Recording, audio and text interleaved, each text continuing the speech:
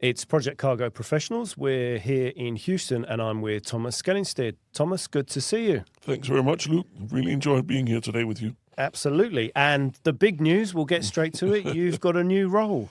Yes, that's correct. I have left 4D Supply Chain Consulting, which was part of deugro Group, and I've joined LPX Partners as managing director, and I'll be actually here 3rd of August. I'll be flying into Dubai to start up the business down there. Fantastic. And for people who don't know, tell us what LPX is. So LPX is Partners, is a small entity based out of Singapore and now being moved into Dubai under the Logistics Plus group in general. But we have nothing to do with the freight, so to say. We support, of course, clients, which we have in our database at the moment, with their logistics, where they are saying we want a neutral partner, can you help us out here and there? But in general, we're more looking into the supply chain consulting part of it. At the same time, we also now, and this is where the LPX comes into it, they're doing venture capital, supporting and buying small company or buying themselves into companies. That adds value in promoting them before selling them off with a little profit, of course, but also maybe going in saying this adds value into Logistics Plus. Interesting. So will you be investing in logistics companies or projects or both? Both, absolutely. And it can also be companies within IT. Artificial intelligence is one of the main topics for the next couple of years, that we're looking at companies within that sector, because we believe that, again, that is a support for the industry going forward. And what are you looking to achieve in your new role?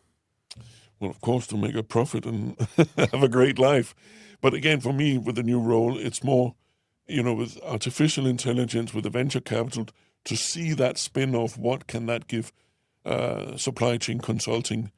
On the other hand, I can give you some examples here lately where we were looking at a client more on the consulting side, but where we will need artificial intelligence because of the lack of data that we have, but the massive data that's in the industry out there, we're going to be needing artificial intelligence for sure. And what are you most excited about as you begin this job as MD? Well, it's going to be the whole build-up, the whole, setting up the team and having the team running immediately when we hit the ground here, 3rd of August. What do you see as the biggest areas of potential, or the sectors that are most interesting for you? Well, right now, as we speak, the interest for me is the Middle East, due to the geopolitical situation in the world. Because simply I see the Middle East being active, being the filter between Africa and China, India going forward, and I also see it vice versa, those trade lanes. But I also see that there's going to be a lot of procurement due to the sanctions, etc., coming out of the UAE, going to Europe or even to the Americas. And that's why it's for me important to be part of that action at the moment. And for those that don't know, tell us a bit about your background. So my background is I started many, many moons ago back in Denmark as a freight forwarder, trainee under a company called Samson Transport, which is today under DSV.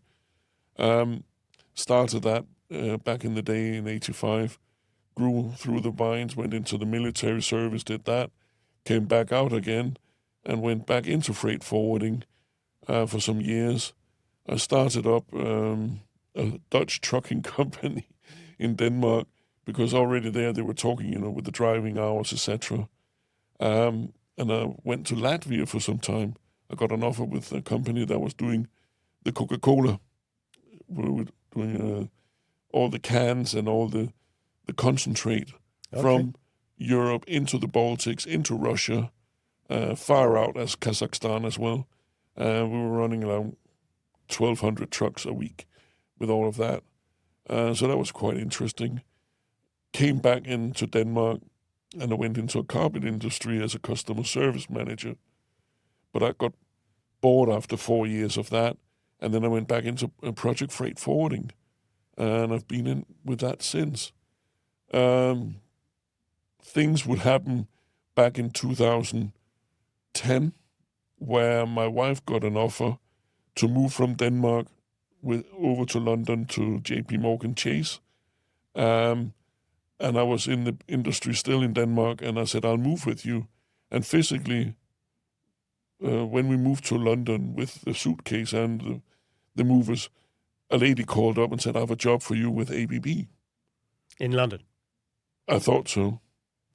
I said to them, but I live in London. Yeah, but they would like to interview in Stockholm, Sweden.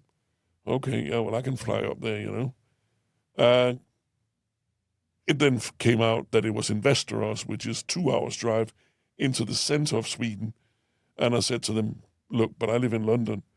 Yeah, but, you know, let's have a talk. So we sat there for one day and we discussed, and it was to be head of their project division, running the logistics for that on a global level. And I said to them, just so we're clear. And they said, but you need to move to Stockholm, to Västerås. And I said, no, I just moved to London. Well, that's not going to work. And then they called me back and said, look, unfortunately, it's not going to work. I said, it's okay.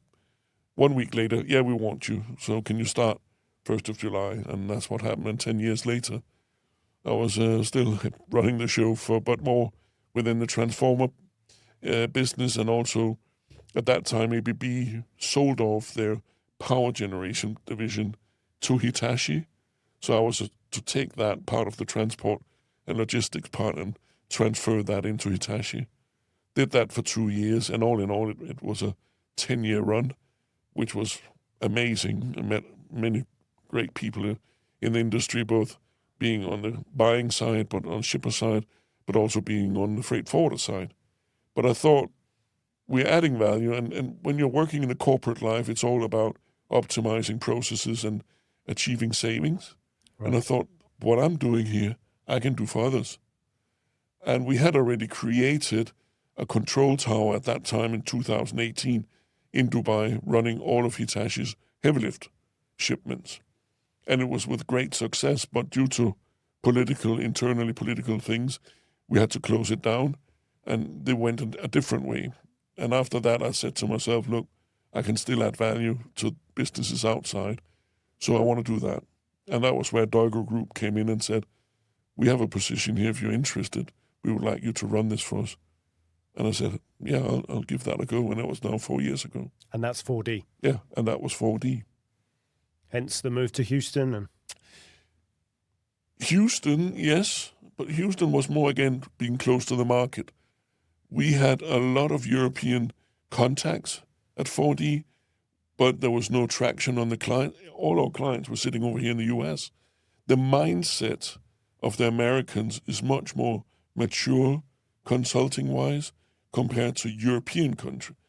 In Europe, you need either to wear Lloyd shoes or drive a BMW, Mercedes, and speak fluent German, and then you get the orders in Germany. But else, we can do it ourselves, thank you very much. Where over here, just show me the money, and I'll hire you immediately. And that's how it is. And there's enough work over here for everybody going forward. So that's why I said to my wife at the time, look, it's not making sense for me flying back and forth. Doesn't make any sense at all. Therefore, I'm going to move over to Houston. And that's what I did, and now we're here. And you're going to stay in Houston with the new role? Absolutely. It makes, again, I've already got some clients up and running where it makes sense to be in both ends of the food chain, to make sure that we receive the goods over there, but also that we ship them from here, that we control the whole flow from end to end. And we'll see you at Breakbulk Americas? Absolutely. I would never miss it.